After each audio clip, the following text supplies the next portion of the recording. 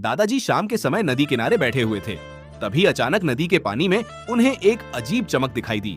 दादाजी धीरे धीरे पानी के पास गए। वहाँ एक पुरानी जादुई लालटेन पड़ी थी। दादाजी ने जैसे ही उसे उठाया, अचानक तेज हवा चलने लगी। तभी लालटेन के अंदर से एक रहस्यमयी आवाज आई, जो इस लालटेन को जलाएगा उसकी हर इच्छा पूरी होगी।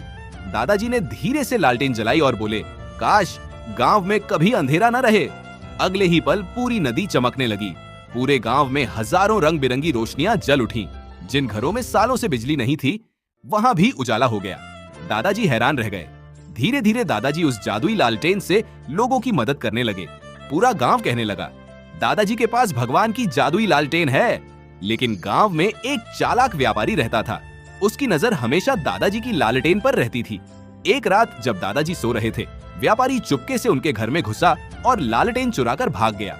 पहले उसने भी अच्छे काम करने का नाटक किया, लेकिन जल्द ही उसका लालच बढ़ने लगा।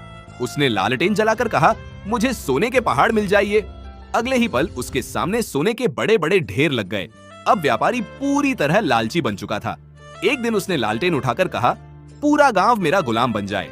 इतना सुनते ही लालटेन जोर जोर से कांपने लगी। व्यापारी डर गया। तभी लालटेन से गूंजती हुई आवाज आई, जादू सिर्फ अच्छे कामों के लिए है, लालच के लिए नहीं। अगले ही पल व्यापारी का महल टूटने लगा। उसके सारे सोने के ढेर धूल में बदल गए। व्यापारी रोने लगा और लालटेन को पकड़ने की कोशिश करने लगा, लेकिन तभी लालटेन उसके हाथ से उड़कर आसमान में ऊपर जाने लगी। व्यापारी उसके पीछे भागा, लेकिन लालटेन बादलों के बीच गायब हो गई।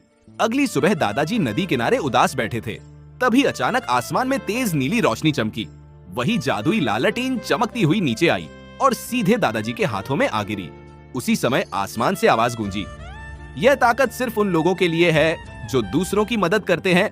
दादाजी मुस्कुराए और बोले, अब यह जादुई लालटेन उसी के पास जाएगी जो इस वीडियो को लाइक और चैनल को सब्सक्राइब करेगा।